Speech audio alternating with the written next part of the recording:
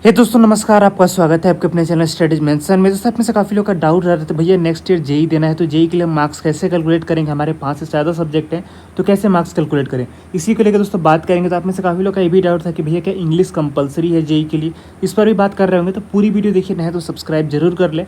तो वीडियो को स्टार्ट करते हैं। सबसे पहले तो आप सभी को बता दूं कि काफ़ी सारे स्टूडेंट जो हैं सीबीएसई बोर्ड से हैं, स्टेट बोर्ड से हैं, वो जेई दे रहे हैं। तो अगर आप मान लो कि स्टेट बोर्ड से हो, अगर आपके 5 सब्जेक्ट है तो इसमें काफ़ी लोग का डाउट आ रहा था कि भैया मेरे पास 5 सब्जेक्ट हैं, जिसमें 5 सब्जेक्ट में मेरे Hindi, English, physics, chemistry, math है, तो क्या मैं एलिजिबल रहूँगा, क्योंकि मेरे पास 2 लैंग्वेज सब्जेक्ट है। ठीक है, तो मैं ये कहना चाहूँगा आपके पास पूरे मिला के 5 ही सब्जेक्ट हैं, तो आपके वही 5 सब्जेक्ट लेके आपके मार्क्स कैलकुलेट हो रहे होंगे।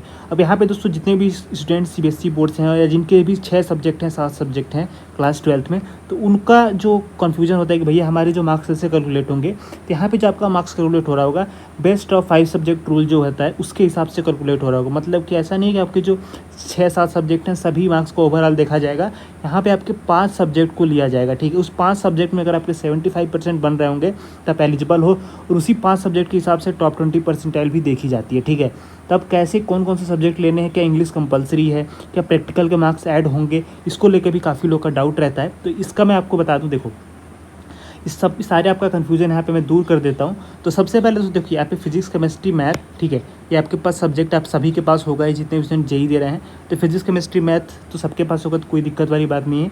लेकिन यहाँ पे दोस्तों जो कन्फ्यूजन था आप सभी का कि भैया इंग्लिश क्या लेना है कि नहीं लेना है, लेकिन जितने भी स्टेट बोर्ड वाले स्टूडेंट होंगे उनके पास तो इंग्लिश होगा ही, तो उनको कोई दिक्कत वाली बात नहीं है। लेकिन यहाँ पे जो सीबीएसई बोर्ड वाले स्टूडेंट होंगे, वहाँ पे उनके अगर मार्क्स, अगर उन्होंने 2 लैंग्वेज सब्जेक्ट ले रखी है, ठीक है, तो वहाँ पे अगर इंग्लिश में उनके मार्क्स कम हो रहे हैं तो उनका डाउट है कि भैया क्या इंग्लिश के जगह पे कोई और सब्जेक्ट, कोई और लैंग्वेज सब्जेक्ट लगा सकते हैं। तो यहाँ पे दोस्तों देख सकते हो कि जे एडवांस का ब्राउचर है, यहाँ पे इन्होंने साफ साफ लिखा हुआ है कि लैंग्वेज के जगह पे यहाँ पे कोई इन्होंने इंग्लिश को यहाँ पे स्पेसिफिक इंग्लिश नहीं लिखा है।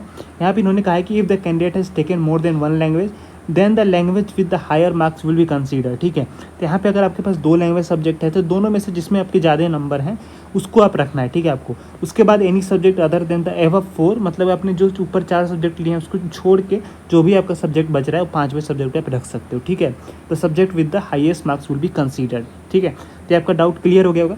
अब यहाँ पे दोस्तों काफ़ी लोग का डाउट है कि भैया क्या प्रैक्टिकल के भी मार्क्स कंसीडर होंगे। तो देखिए प्रैक्टिकल का जो मार्क्स होगा आपके यहाँ पे सिंपल सी बात है कि प्रैक्टिकल का मार्क्स आपका यहाँ पे 100 नंबर होगा। ठीक है, तो 100 नंबर में से ही आपका देखा जाएगा। ठीक है, यहाँ पे इसी के अंदर आपका प्रैक्टिकल आएगा, इसी के अंदर थ्योरी आएगा, तो इस 100 नंबर के अंदर देखा जाएगा। ऐसा नहीं कि आपका प्रैक्टिकल, मान लो कि आपका थ्योरी जो सब्जेक्ट है 80 नंबर का हो रहा है। ठीक है, अगर मान लो कि 80 नंबर का आपका थ्योरी है तो ऐसा नहीं कि सिर्फ 80 नंबर आपको लिया जाएगा, प्रैक्टिकल पूरा 100 नंबर में से कंसीडर किया जाएगा और ओवरऑल पूरे 500 नंबर में से किया जाएगा। ठीक है, तो आपका जो डाउट होगा क्लियर हो गया होगा।